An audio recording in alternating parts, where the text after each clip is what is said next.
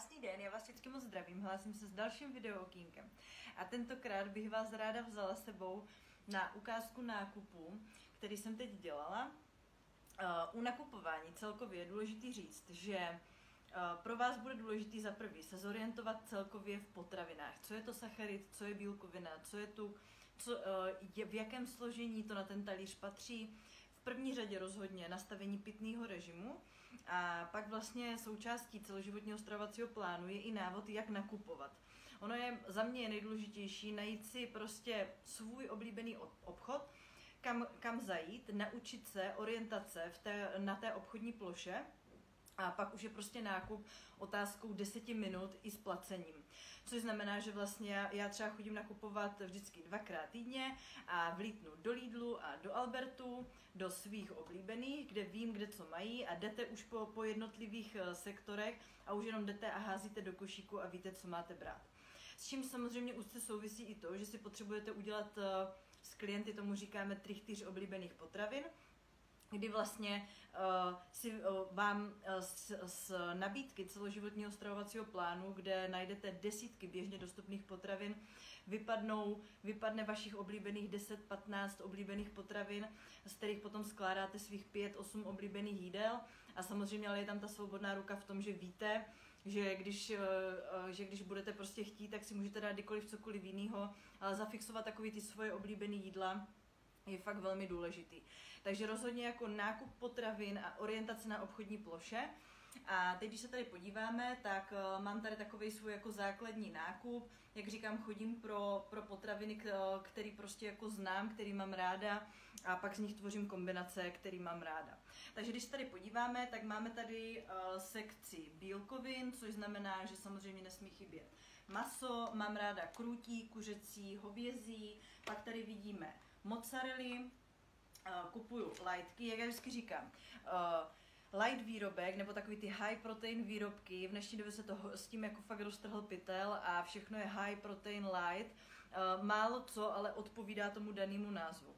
Takže u mléčných výrobků opravdu doporučuji light výrobek kupovat pouze u mozzarelly a u cottage, tak jak to tady vidíte, takže mám tady cottage light, mozzarella light jako bílkovinovou složku, mám tady krutí prsní řízky, pak tady mám tofu si ráda balím do tortily nebo zapíkám do kuskusu, do celozrnných těstovin, pak tady máme klasický šunka, pak sýr, pak tady mám strouhanou mozzarellu, kterou tento týden budu používat v kombinaci tady s těmahle bezvadnýma cizrnovýma těstovinama, ty jsou z Lidlu a zatím jako kvalitou, chutí a hlavně cenou jsou za mě top.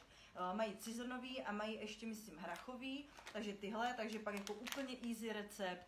Uvaříte tyhle těstoviny, dáte je do zapíkací mísy, vmícháte do toho, používám tady ten pasírovaný rajčátka, zasypu tou mozzarellou, máte to za 15 minut hotový a máte prostě hotový třeba 4-5 porcí na oběd a na večeře. Tak jak to dělám já, že vlastně vařím z e-booku celoživotního stravovacího plánu i obědy, i večeře, abych se dostala do co nejkomplexnějšího sacharidu a co do nejkomplexnějších bílkovin.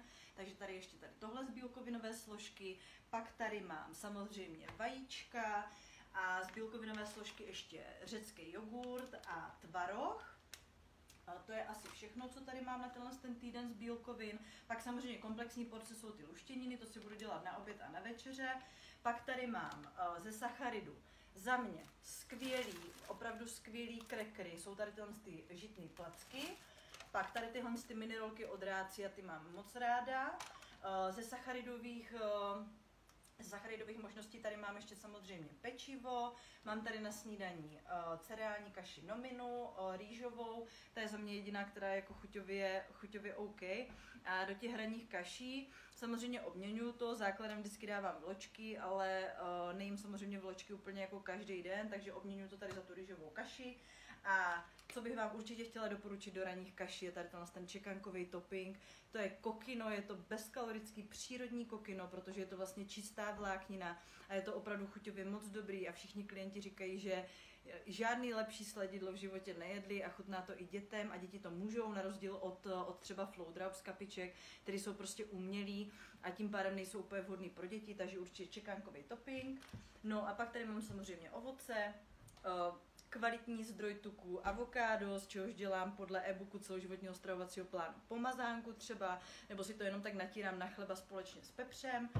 Pak tady mám ze sacharidových složek ještě kuskus a samozřejmě tortilu, jo? Takže úplně jednoduchý easy nákup, který mi trval zhruba asi 15 minut i se zaplacením, ale jak říkám, když se v tom zorientujete, když víte, co je sacharid, co je bílkovina, co je tuk, když víte, jak to máte nakombinovat na ten talíř, když si najdete ten svůj oblíbený obchod, zorientujete se na té nákupní ploše, tak pak už opravdu jedete automaticky ty věci a už to nezabere ani tolik času. A tak jak je detailní návod v celoživotním stravovacím plánu, jak se naučit plánovat ty jídla, jak se naučit nakupovat, jak se orientovat na té obchodní ploše, tak vám to hodně usnadní práci.